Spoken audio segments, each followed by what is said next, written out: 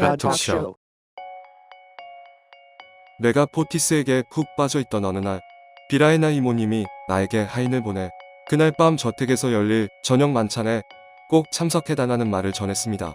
이모님 댁으로 들어가겠다던 약속을 계속 미루기만 하던 터였기에 초대를 거절할 수 없었습니다. 온종일 나와의 만남만을 갈망하고 있는 포티스에게 오늘 밤은 휴전할 수도 있겠다며 양해를 구했습니다. 루키우스, 이모님의 초대를 거절하는 것은 예의가 아니니 다녀오세요. 하지만 밤이 깊어지기 전에 꼭 돌아오세요. 요즘 모옥스라는 도적대가 출몰한대요. 당신 같은 귀족이 눈에 띄면 틀림없이 달려들 거예요. 포티스, 걱정해줘서 고맙구나. 만찬 따위 빨리 해치우고 전투를 벌이러 일찍 돌아올게.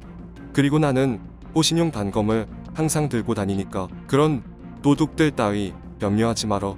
나는 걱정 어린 표정의 포티스를 뒤로하고 이모님 댁으로 향했습니다.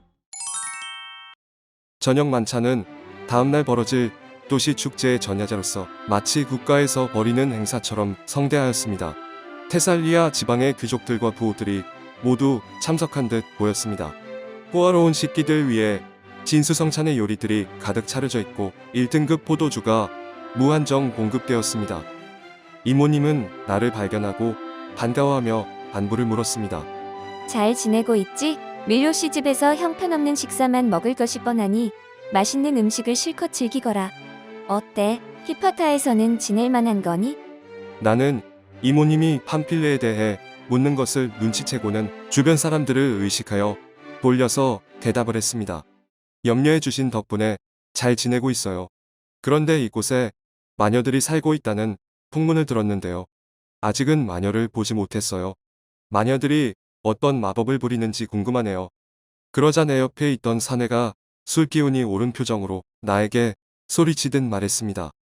이보시오, 젊은이, 마법이 얼마나 무서운 것인지 몰라서 하는 소리요. 그러자 주변 사람들이 모두 낄낄거리며 웃기 시작했습니다. 사내는 모두에게 웃지 말라고 소리치며 화를 냈습니다. 그러자 비라에나 이모님이 그에게 말했습니다. 텔리프론 화를 멈추고 루키우스에게 당신의 사연을 좀 들려주세요. 내가 아들처럼 여기는 조카에게 마법이란 얼마나 무서운 것인지 알려주세요. 만찬에 초대해 주신 비라에나 부인께서 부탁하시니 거절할 수 없군요. 나로서는 가슴 아픈 기억이니 진지하게 들어주기 바랍니다. 텔리프론의 되살아난 망자 이야기. 내가 대학을 다니던 젊은 시절 테살리아 지방 곳곳을 여행할 때 겪은 이야기입니다. 라리사에 도착했을 때 여행 자금이 떨어져 나는 돈을 벌 수 있는 일자리를 찾기 시작했습니다. 마침 광장에서 어떤 노인이 오늘 죽은 이의 시신을 지켜주면 후하게 살해를 하겠다며 소리치고 있었습니다. 나는 한 행인을 멈춰 세우며 저게 무슨 말이냐고 물어봤습니다. 당신은 이방인인가 보군요. 요즘 이곳에서는 동물로 변신한 마녀들이 초상집에 몰래 들어가서 시신의 눈, 코, 입을 떼어가 마법 재료로 사용하는 일이 벌어지고 있어요. 저분은 이 도시의 시장인데 오늘 죽은 조카의 시신을 지키는 도초 서줄 사람을 찾고 있는 거랍니다. 사례금을 많이 준다지만 끔찍한 일을 당할 수 있으니 절대 지원하지 마세요. 당시에 혈기왕성했던 나는 마녀들에 대한 두려움이 전혀 없었습니다. 곧바로 시장에게 다가가 보초 자리에 지원했습니다. 그는 나를 반기며 즉각 보초로 고용했습니다. 초상집에 도착한 나는 여러 사람들이 지켜보는 가운데 시신을 확인했습니다. 나는 미망인에게 보초 서는데 필요한 물품에 대해 말했습니다. 밤새 꺼지지 않을 양의 기름을 채운 램프가 필요합니다. 그리고 허기를 달랠 수 있는 음식과 포도주도 부탁합니다. 그러자 미망인은 버럭 화를 냈습니다. 지금 놀러 온 줄 아세요? 배불리 먹고 마시면 금방 졸음이 몰려올 거예요.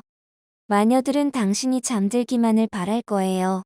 램프는 드릴 테니 고초를 서는 동안 잠시도 졸지 말고 남편을 지켜주세요. 시신이 훼손되면 사례금을 줄 수 없어요. 하지만 잘 지켜준다면 사례금을 2배로 올려줄게요. 모두들 방에서 물러갔고 곧 밤이 되었습니다. 나는 버금을 벌게 된 것을 기뻐하며 즐거운 마음으로 고초를 서기 시작했습니다. 하지만 시신을 옆에 두고 혼자 방을 지키다 보니 밤이 깊어갈수록 당당했던 마음은 점점 사라지고 오싹한 기분이 엄습했습니다. 그리고 이상하게 평소보다 훨씬 이른 시간부터 졸음이 쏟아지기 시작했습니다.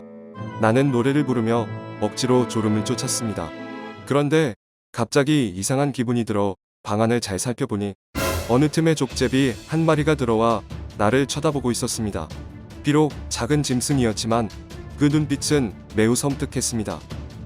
이 재수없는 짐승아, 이 칼로 두 동강 내버리기 전에 얼른 꺼지거라.